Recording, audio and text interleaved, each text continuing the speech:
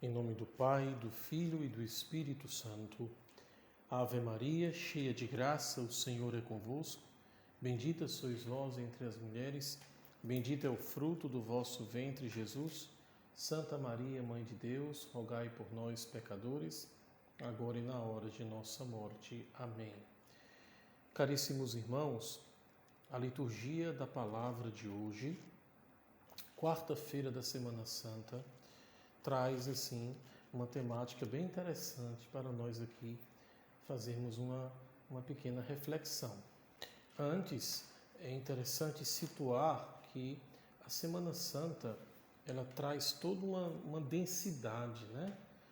É sem dúvida um momento favorável, propício, extremamente necessário, onde o ser humano e Deus podem assim potencializar essa aliança. Claro que cada vez mais eu e você, nós juntos, crescemos em santidade, porque Deus ele está sempre disponível, de coração aberto, né? Veja, nessa semana, a liturgia da palavra propõe como um dos eixos de estudo, de leitura, de aprofundamento, a teologia do cântico dos servos de Isaías. São 4 cânticos, né? E hoje nós estamos meditando o terceiro cântico, que é o profeta Isaías, na verdade é o Deutero Isaías, capítulo 50, versículo de 4 a 9. Vamos rezar um pouquinho, né? Vamos pegar aqui o profeta Isaías, capítulo 50, trata-se do terceiro cântico do servo, versículo 4 a 9. O Senhor Yahvé me deu língua de discípulo para que soubesse trazer ao cansado uma palavra de conforto. De manhã em manhã ele me desperta, sim, desperta o meu ouvido para que eu ouça como os discípulos. Então, cada cântico tem uma mensagem teológica muito bonita, né? Você vê que no primeiro cântico, que rezamos segunda-feira, o servo, ele é, digamos assim, ele veio ao mundo para promover a justiça, para fincar aqui na terra a justiça, né? O segundo cântico que nós rezamos ontem, de Isaías 49, versículo de 1 a 7, se bem que alguns especialistas na área de exegese bíblica propõem que o segundo cântico se estenda até o versículo 8, 9, 10, né? Mas Isaías 49, como o segundo cântico do profeta Isaías, Deutero Isaías, coloca o servo como luz do mundo. No primeiro cântico, o servo é aquele que promove a justiça. O segundo cântico, o servo, ele é predestinado. Então, desde o ventre materno, ele foi eleito e escolhido por Deus. Ele tem consciência dos enfrentamentos históricos, dos entrechoques, das provações, do enfrentamento com o contraditório, e ao mesmo tempo ele expressa uma profunda confiança, porque ele se entrega e entrega tudo nas mãos de Deus.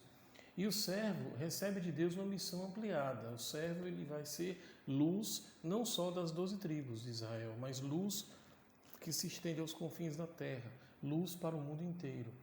Essa teologia da luz é interessante porque nós encontramos no Gênesis, como diz Karl Rahner, o pensamento primário do Pai, no ato criativo, criacional, foi o seu filho, o primogênito, o Verbo, haja luz, né? E Jesus, em João 6, ele vai dizer, ergo em mim, eu sou a luz. E o segundo cântico do servo coloca o servo, doler, como a luz do mundo. O terceiro cântico do servo, que é o que nós vamos rezar hoje, aqui na nossa reflexão, o servo é discípulo. Veja aqui o versículo 4, né? Sim, e desperta o meu ouvido para que eu ouça como um discípulo.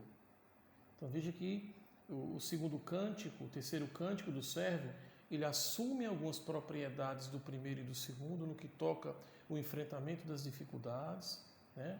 Mas ele se identifica muito mais com o quarto cântico, que nós vamos ver na sexta-feira, que é o poema do servo sofredor, tá certo? Então, o servo no terceiro canto, ele é discípulo, ele tem uma escuta aguçada, um relacionamento muito estreito com Deus. No entanto, aí já em comunhão com o quarto canto do servo sofredor, O cântico do terceiro servo coloca o servo como aquele que passa por muitas provações porque se mantém fiel à aliança, né? Ofereci o dorso aos que me feriam e as faces aos que me arrancavam os fios da barba.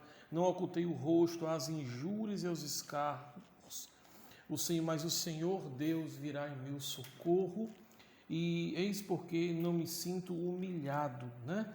Então, toda a teologia que nós vamos ver do terceiro cântico do servo o coloca com uma relação de profunda, absoluta, total, incondicional confiança. Então, nesse terceiro cântico, nós destacamos a escuta discipular, a escuta em si, né, a capacidade de se submeter às provações, de enfrentar as dificuldades permanecendo em silêncio, tá certo? A perseverança e a paciência em meio aos conflitos, e também a certeza de que Deus é o seu auxílio, de que Deus também é um guerreiro que se coloca ao seu lado. Percebam que todas essas teologias do cântico do servo, por que teologias? Porque são leituras diferentes, percepções diferentes, reforçam também uma das linhas interpretativas que nós vamos encontrar nesse livro, né, O Profetismo Bíblico em Israel, de José Luiz Sicre Dias, porque uma das linhas interpretativas é a linha messiânica. Quem é o servo? O servo é o Messias. E veja que Jesus, ele é a luz do mundo. Jesus, ele foi predestinado, nasceu para essa missão. Nosso Senhor, ele é aquele que escuta a vontade do Pai. E Jesus, ele passa pela experiência do sofrimento sem reclamar, sem elevar a voz, mas, digamos assim, encarnando aquele silêncio que é próprio e originário da criação fundada pelo Pai, né? Então, a teologia do servo, ela é uma experiência de mística que nos ajuda muito a entender todo o drama que se dá de uma forma bem configurada durante a Semana Santa. Não só no que toca à performance de Jesus, mas também é um convite a você, um convite que ressoa para toda a igreja de natureza batismal, sobretudo, né? Que nós temos que também ser esse servo, esse discípulo, luz das nações, entendendo que Deus nos escolheu já desde o ventre materno, Jeremias 1, versículo 4 e 5. Claro que existem hoje vozes teológicas que dizem que não se pode reduzir, né, a teologia do canto dos servos e dos de Isaías a 4 reflexões. Tem gente que diz que Isaías 61, versículo 1, 2 e 3 também é uma poesia, um poema, um cântico de servo. Mas aqui nós optamos por essa visão, seguindo aqui o pensamento de Bernard Dunn, que desde 1892 ele defende essa tese. Até porque, de uma forma muito bem explícita, nós vamos ver aqui a expressão servo, né? E Jesus, ele sempre se coloca na história como aquele que é o servo de Deus, aquele que, por excelência, assume a vontade de Deus. O Evangelho, narrado por Mateus, né, é uma continuação do Evangelho de ontem. Fala da traição de Judas, mas aqui eu quero salientar 3 coisas sobre o Evangelho, que é muito interessante a gente rezar. Primeiro, que os discípulos eles vão ao encontro de Jesus dizer assim: onde queres que te preparemos para comer a Páscoa? Então, a partir do versículo 18, você vê que Jesus estabelece com os discípulos uma linguagem codificada. Nosso Senhor, ele diz assim, olha: ide à cidade, à casa de alguém, e dizei-lhe: o mestre diz, o meu tempo está próximo, em tua casa irei celebrar a Páscoa. Isso é linguagem codificada. Essa linguagem codificada você vai encontrar de maneira muito explícita em Marcos e Mateus, tá certo? Um pouquinho em Lucas também. E o que quer dizer isso? Trata-se de um período histórico que Jesus tinha plena consciência de que os judeus queriam tirar a sua vida. Nós precisamos entender que Nosso Senhor ele foi acusado, uma acusação muito grave, né? Blasfêmia. Né? Jesus foi responsabilizado pela religião institucional dos judeus de querer fundar uma nova Torá, desmistificando o sábado, comprometendo a teologia do decálogo, né? Se colocando acima de Moisés e, inclusive, se colocando no pé de igualdade com o próprio Deus. Então, o judaísmo não aceitou isso, né? E religião e política naquela época são duas estruturas que era impossível separar. Então, as forças políticas e as forças religiosas da época condenaram Jesus. Então, é por isso que ele também estabelece essa linguagem codificada, né?